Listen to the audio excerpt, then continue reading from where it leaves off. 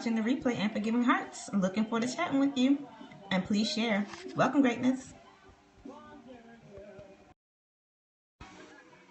Hey, y'all are moving fast. That was quick. I'm going to rotate this today.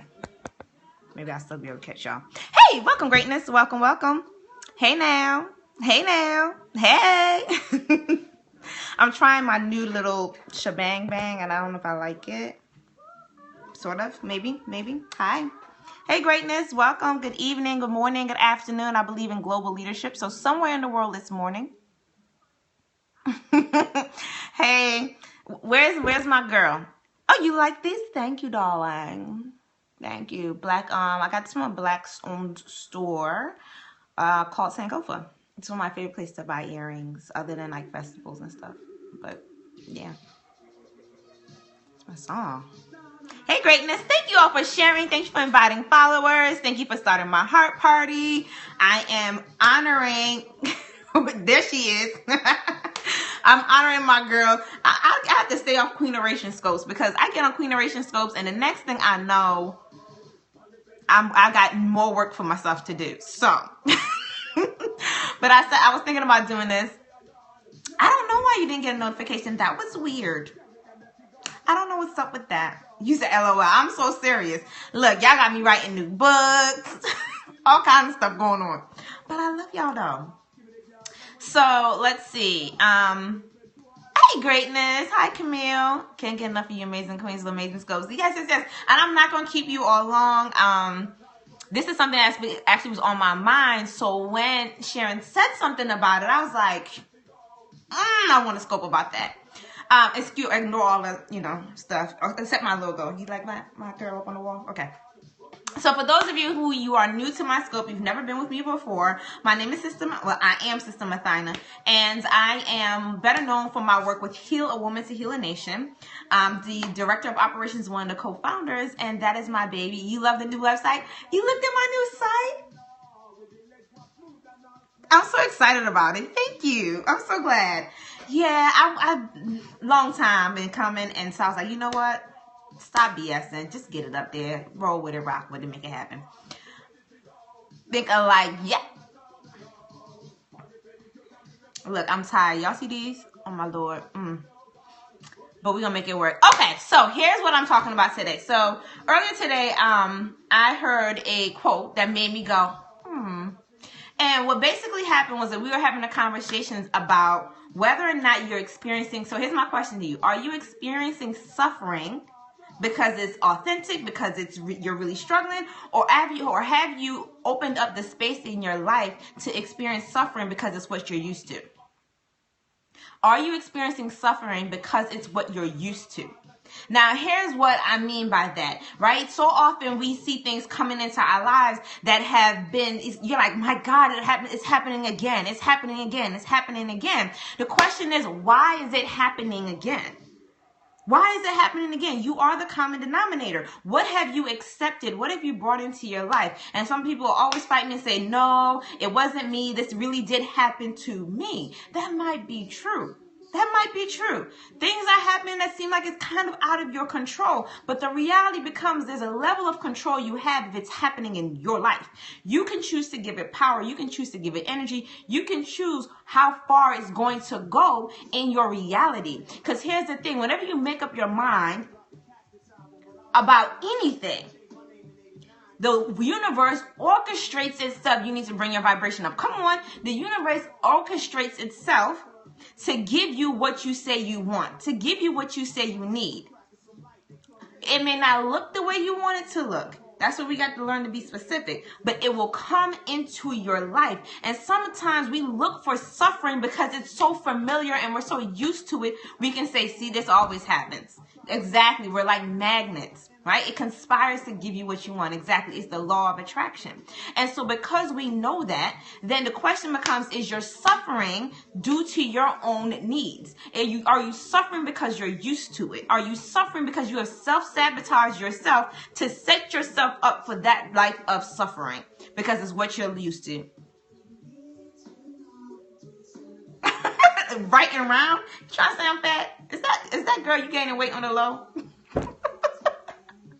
Okay? She said you look bright and that's the light, boom. Use my light. I got a light on. Can you see? Can you tell? Okay. I am gaining a little. Okay. Real talk. Y'all, today's Wednesday. The last 2 days I couldn't zip my pants up. I'm blaming Sharon. Sharon, I'm blaming you. You know why? Because you were supposed to keep me accountable. You were supposed to keep me accountable. I'm not going to blame you, girl. That is a bold-faced lie. But yeah, so, don't worry about it. It's on its way out here. It's on its way out.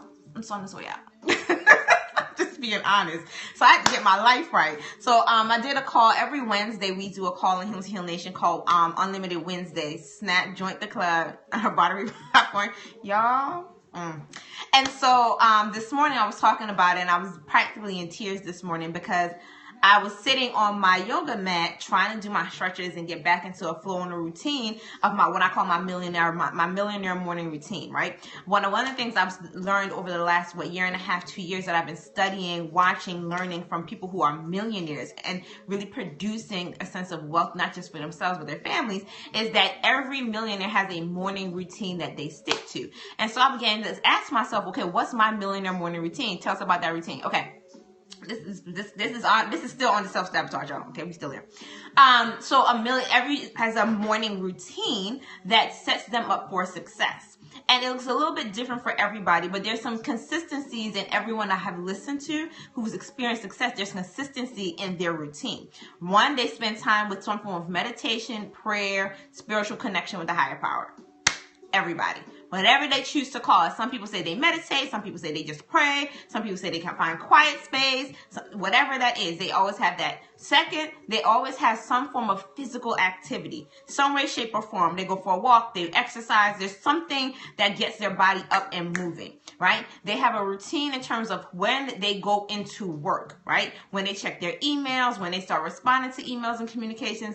Very few of them said that they get up first thing in the morning and check their Facebook.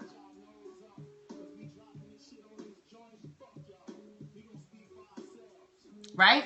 So very few of them say, oh, I get up in the morning, before I even get out the bed, before my feet hit the floor, I check Facebook. So anyway, so I began to really So I began to really challenge myself with, okay, what does my millionaire morning routine look like? And I realized that one, it involves some level of exercise, movement. I throw reggae music on, I dance. Dance hall is my favorite form of music. It gets me up, it gets me moving. I'm not responsible for what my body does when it gets to playing. I'm not responsible. Hence, I don't listen to it in public because I ain't responsible. Let me lower the volume so my husband don't hear you. But I ain't got nothing to do with that. Okay? Yes, dance hall. Come on, Nikki. So that's what I told. Anyway, so I began to realize I had gotten off my morning routine. So I was more frustrated. My girl said I put on a little weight. I guess you can see it in the face. Right? But I realized I had been off my morning routine. And the reality is you don't get the result of the work you never did. So how can I have the result of a nice, tight body? Y'all know one of my favorite things to say after my home, never said such. I know, bub. One of my things that a good friend of mine says is, you know, you got to keep it cute in the face, tight in the waist. And I ain't been keeping it tight in the waist.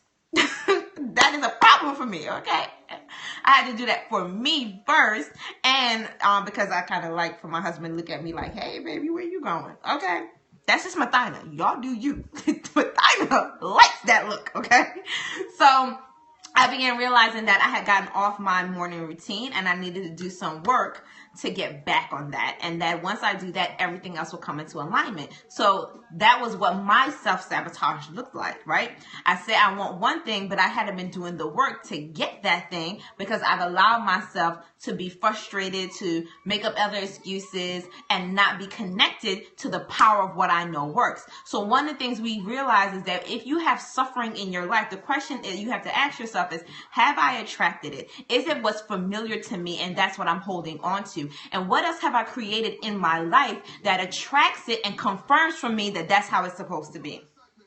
So we use the example, for example, let's say you got out the bed in the morning and you stomped your toe, or, you know, something bad, something that you decide in your own mind is bad happens, right?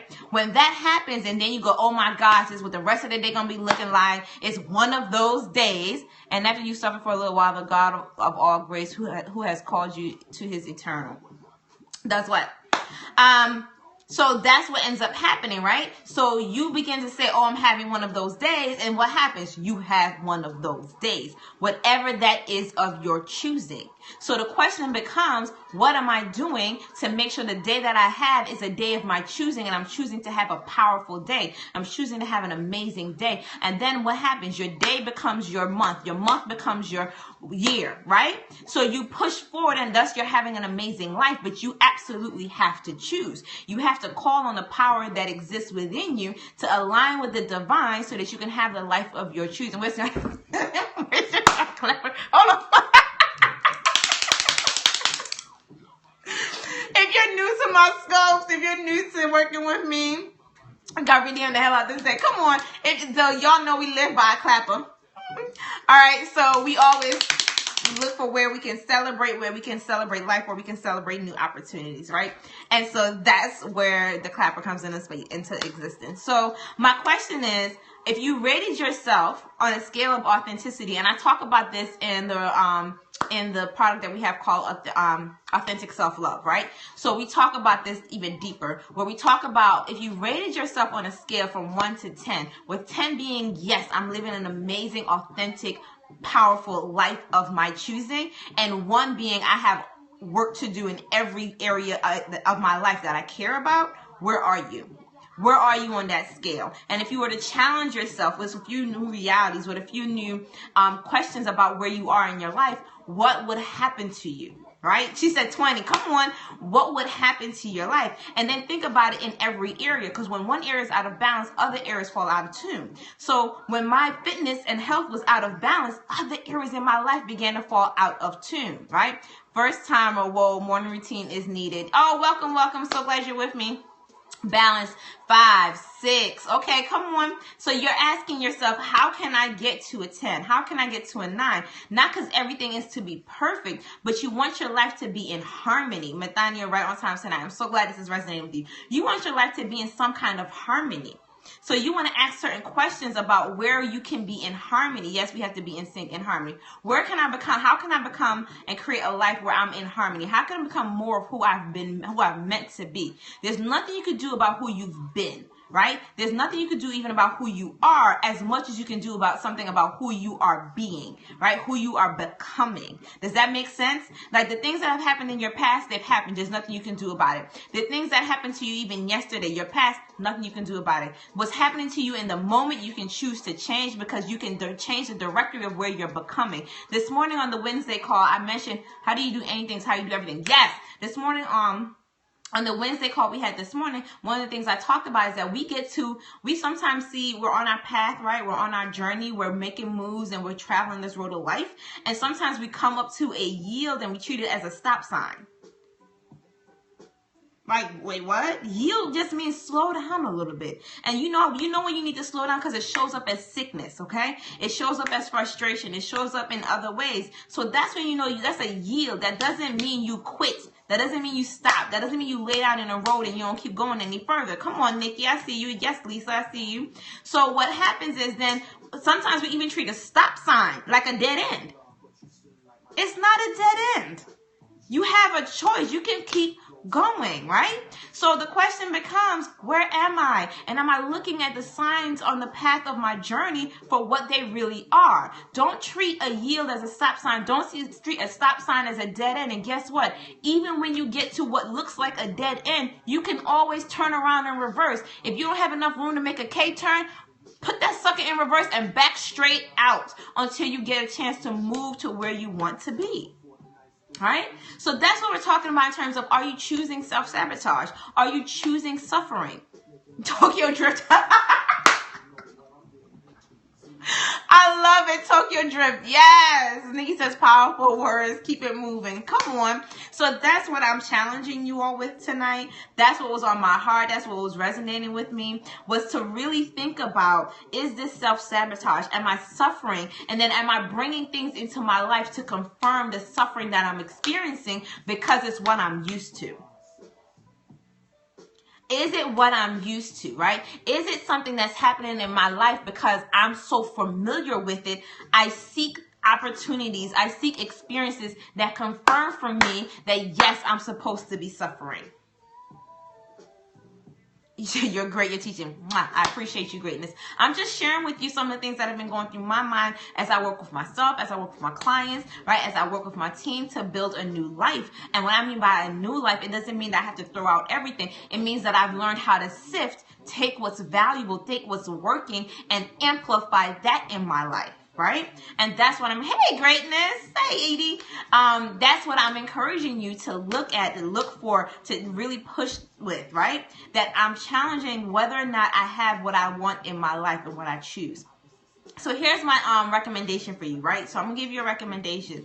If you're looking for an awesome, amazing, powerful book, or even a story, if you don't feel like buying the book, but The 4 Agreements by Don Miguel Ruiz is an amazing text. It's an awesome book. I love The 4 Agreements because when you check those out, really check yourself against those things when things start showing up in your life. Suppose that you're having all the positive talks with yourself and still seem to sabotage. This is okay, sabotage yourself. Nikki, this is where I'm encouraging you to actually, she said, love that book. Yes, to check The 4 Agreements, because here are the first 4 things I will always encourage anybody to check with yourself. Okay, Nikki? When you're saying that, because, okay, and remember, I did a scope on this for you all a few weeks ago, maybe a few months ago now, that there are 3 key things in terms of speaking positive that you need, right? You need to have an affirmation, yes, right, that declares the positive speech, the positive word and language, right? It's a great and amazing sentence that's powerful. I'm going to share the book with you in just a second, Cassie. So that's the first thing. The second thing, though, is to make a declaration. The declaration is the intention for action, whereas an affirmation is a powerful statement, right? The declaration is a cause for action. Thank you, Nikki, for sharing that. That is the book, The 4 Agreements. And so the declaration, right, is the action. It's the thought of the action and the power to declare the action because it's the intention to actually do something. And then an affirmation is what will help you to actually create the actual change, because then you begin to question your positive thought, you question your action, and your mind automatically goes to answering the question. And if you've been feeding yourself positivity, if you've been taking action on your positive thoughts, words, or feelings, then you will actually question that positivity and you'll begin to answer and confirm it as truth. It will help you get your life. You're welcome. It's a good book. Yeah, the book is amazing. So the 4 Agreements: be impeccable with your word. Don't make assumptions. Okay? What's my other one? Hold on, I cheated. Okay, always do your best. Yes. And then my personal favorite, don't take anything personally. Okay? Be impeccable with your word.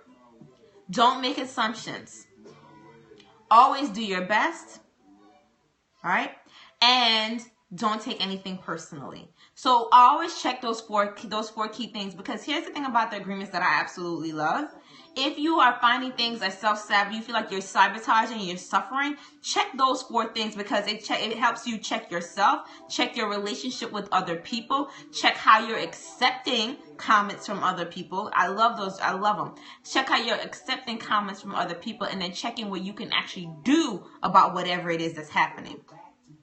Okay, checking those things. So that's all I really wanted to share with you all. Just checking where you are, asking yourself, how can I challenge myself to have a new reality? And that new reality means that I look at what is happening today for me. Oh, I love you. Girl, when I see you, I swear I have the biggest hug of all time. Prep for you. You understand what I'm saying? I give real hugs too. Okay, I give real hugs. I don't get that little... No, boo. I'm going to squeeze you, okay? I'm going to hold you, and I'm going to hold on to you for a little while, okay? I'm so serious. I believe in a real hug, okay? I'm not going to give you the little fake guy. I believe in real hugs. If I like you enough to put my arms around you, I'm going to hold on to you for a while. right, so I'm hoping this was resonating with you. Double tap the screen. I'm seeing the hearts go up. Yay, I'm seeing the rainbow happen. If this resonating with you, if it provided some value for you, if it made you feel good, yay. Okay, so it gave you some pieces there. So I'm always excited to spend time with you all. I'm always excited about what it looks like to create in the world an opportunity for us to touch, to connect.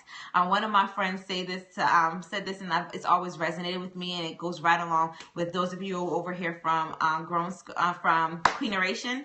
I was gonna get ready to call it Grown Scope. That was kind of a grown scoop, even though one Tuesday.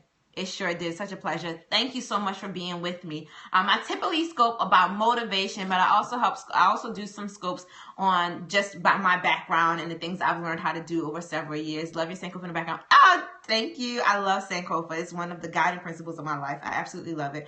I only typed 3 this one though. So one of the things I do, if you aren't that familiar with me, I'm a speaker. I get paid to run my mouth. I got lost. Oh, you got lost? It dropped? What happened, babe?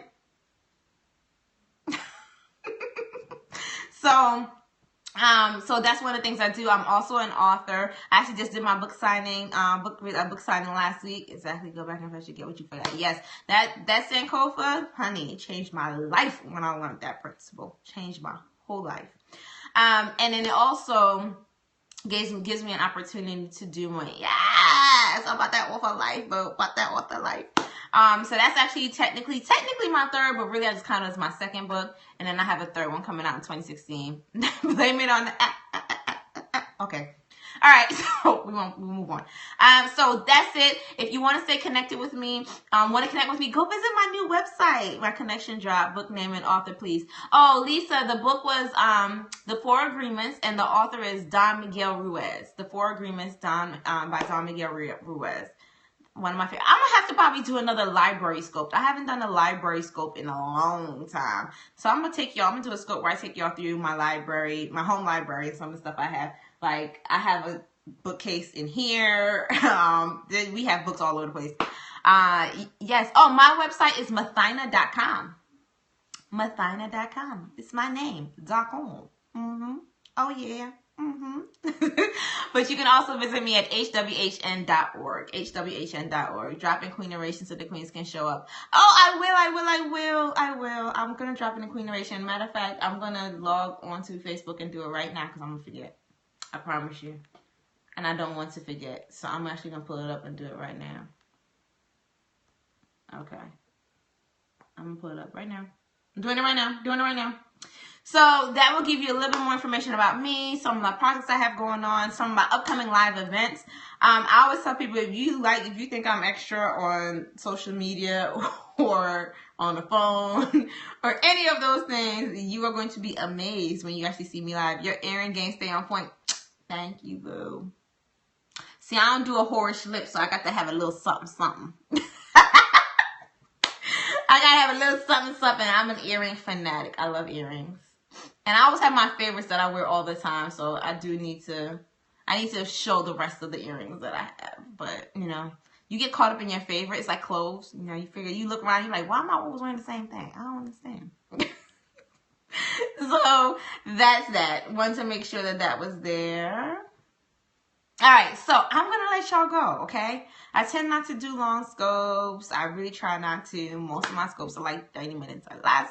And then you get to see some of my previous scopes and things. I love both horse lipstick. Nikki, I have some earrings that a friend gave me that I don't even wear because you take them off by your bed. That's true. Earrings and glasses. I usually wear glasses. They both come off by the bed. And then, well, I'm not responsible for what happens after that.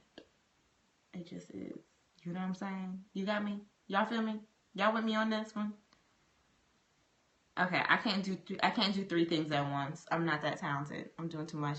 You're welcome. Yes,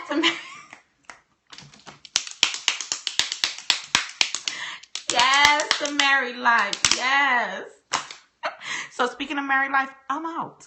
Love y'all. Peace. Make it clap. Matter of fact, I'm about to play that song. I love y'all. Good night. See y'all tomorrow. I think we're going to have tea leaves and coffee beans tomorrow, which is usually my motivation scope. So tea leaves and coffee beans tomorrow. Good night, greatness. I love you all. Take care. I love you to pieces and back whole again.